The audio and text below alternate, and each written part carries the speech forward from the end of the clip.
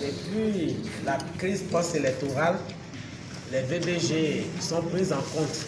Ces questions-là, la police s'est appropriée de ces questions de la lutte contre les violences basées sur le genre à travers la construction des bureaux d'accueil genre avec l'appui des partenaires internationaux, l'ONUCI, le PNUD, l'Union européenne et avec un projet d'appui avec l'ambassade des États-Unis.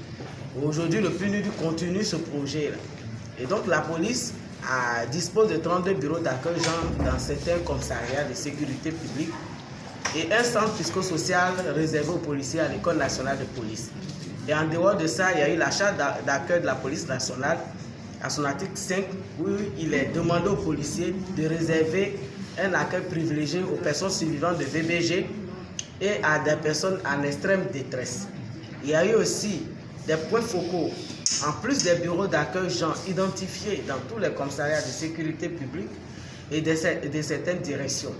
Aujourd'hui, la thématique VBG a été intégrée dans les curricula de formation initiale et continue des écoles de police. Aussi, des plaidoyers sont en cours en vue d'avoir un cadre légal régissant la cellule de coordination genre. Et aujourd'hui, si je vous m'interrogez, c'est parce que il y a eu une décision personnelle du directeur général de la police nationale qui a créé la cellule de coordination genre que je dirige, où je supervise toutes les activités des points focaux et des bureaux genre au niveau national. Et donc aujourd'hui aussi, il y a la vulgarisation des textes de loi et des mots de saisie de la police nationale. Donc voici un peu des actions qui ont été menées et la police continue encore à travers les partenaires qui voudraient nous appuyer. Le WANEP par exemple, le PNUD qui continue, il y a des dotations en matériel informatique, la GIZ aussi qui entend nous appuyer pour faire la formation des formateurs au niveau des policiers pour qu'ils soient reconnus au niveau national et international. Donc nous sommes en contact presque avec tous les acteurs nationaux et internationaux, privés et publics. Et toutefois que vous sollicitez la police, vraiment nos responsables, notre hiérarchie est disposée à tout instant qu'on la sollicite pour donner son accord favorable pour que la police vienne participer à tout ce que font les autres partenaires pour mettre en œuvre toutes les actions pour le bien-être de la population, pour encore mieux recevoir les personnes survivantes de VBG. La preuve en est qu'aujourd'hui, nous sommes là. C'est parce que nous avons été autorisés par notre hiérarchie, particulièrement le ministre de la Sécurité et de la Protection civile à travers le directeur général de la police nationale, qui nous autorise à chaque fois, malgré les tâches immenses, qui favorisent la présence de ses collaborateurs partout où on nous sollicite. Madame, la prise en charge des survivants, le suivi après avoir fait. Normalement, il faut qu'on vous explique comment la police peut être saisie. On appelle le mot de saisie de la police nationale. Lorsqu'une personne est survivante est victime de VBG, vous pouvez de manière directe venir au poste de police porter une plainte. Ou par une personne de référence, c'est-à-dire que les partenaires intervenant dans la chaîne de prise en charge, être référés. Ou par dénonciation anonyme, ou par une lettre plainte du parquet.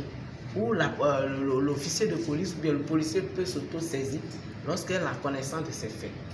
Et lorsque vous venez dans le commissariat, d'abord à partir du poste de police, on vous réfère au bureau de l'officier de permanence pour les endroits où il n'y a pas de bureau d'accueil genre.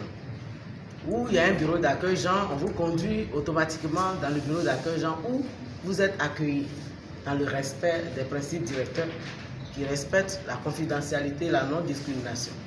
Et lorsque vous êtes accueilli en ce moment-là, on enregistre votre plainte, on vous donne un OP et on vous envoie dans la salle d'écoute. La salle d'écoute nous permet de cerner les besoins et ce pourquoi vous êtes là. Et suite à cela, l'officier de permanence, gestionnaire du bureau d'accueil, Jean, prend des dispositions pour vous référer à la personne adéquate, le partenaire qui doit vous recevoir, par exemple le cas du viol, où il faut intervenir dans les mesures de 72 heures pour pouvoir préserver cette personne de VIH. Donc, tous ces délais, il est bon de vous signaler que dans la prise en charge des personnes survivantes, l'accent est mis sur la priorité surtout, c'est sur l'état de santé de la personne survivante et l'intérêt supérieur de l'enfant. Donc la procédure ne se fait pas automatiquement. C'est après référencement, la prise en charge de cette personne selon son besoin, qu'elle revient au commissariat pour que les auditions soient faites, les investigations qui amènent les OPG à aller sur le terrain, mener les enquêtes en collaboration si nécessaire avec la police scientifique. Et au terme de cela, le présumé mis en cause est conduit au parquet et ensuite, une autre référencement est fait à la tenue juridique pour les endroits où ça existe, pour le suivi de la personne survivante au parquet pour sa procédure. Voici un peu comment le mécanisme est mis en place.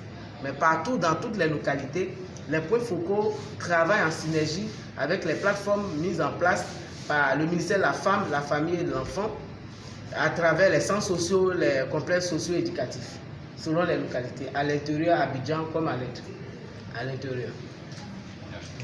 Merci.